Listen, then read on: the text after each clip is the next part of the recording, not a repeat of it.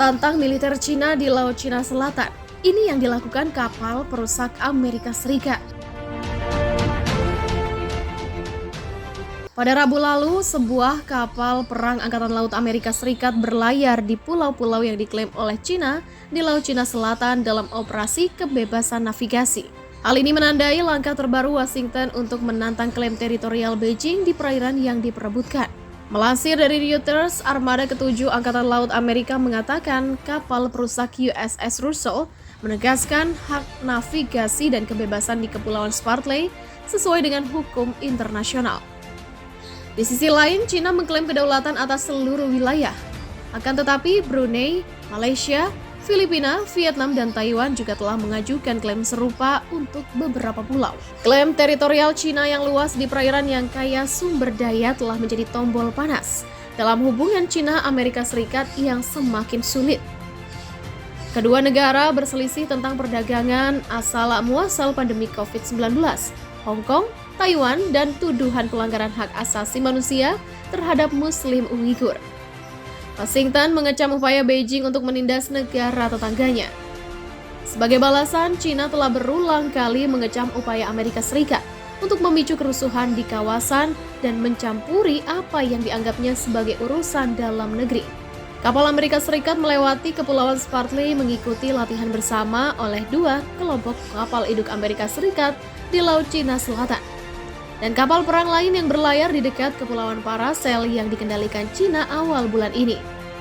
Tindakan itu menunjukkan bahwa pemerintahan Biden tidak akan mengurangi operasi yang menantang klaim Beijing setelah peningkatan ketegangan yang terjadi selama pemerintah Trump. Amerika Serikat mengingatkan Cina agar tidak menggunakan kekuatan militer di Laut Cina Selatan.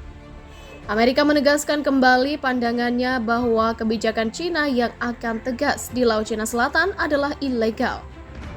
Departemen Luar Negeri Amerika Serikat menyuarakan keprihatinan tentang undang-undang baru yang diberlakukan Cina, yang mengizinkan penjaga pantainya untuk menggunakan senjata terhadap kapal asing yang dianggap Beijing memasuki perairannya secara tidak sah.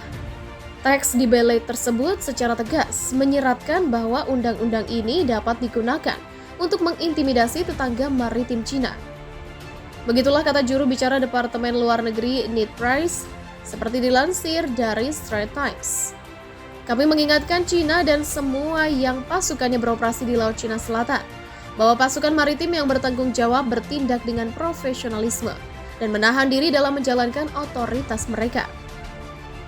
Price mengatakan pemerintah Presiden Joe Biden menegaskan kembali pernyataan di luar Cina Selatan yang dikeluarkan pada Juli 2020 oleh Menteri Luar Negeri Amerika Serikat saat itu, Mike Pompeo, yang dikenal karena sikap hawkish-nya terhadap Beijing.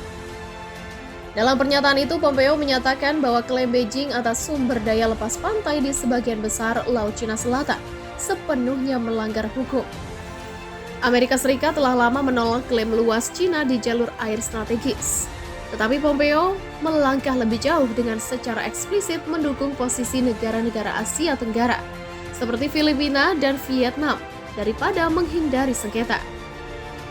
Menteri Luar Negeri Amerika Serikat yang baru, Antony Blinken, sebelumnya menyuarakan keprihatinan tentang hukum maritim Cina melalui panggilan telepon dan mitranya dari Jepang, Toshimitsu Motegi.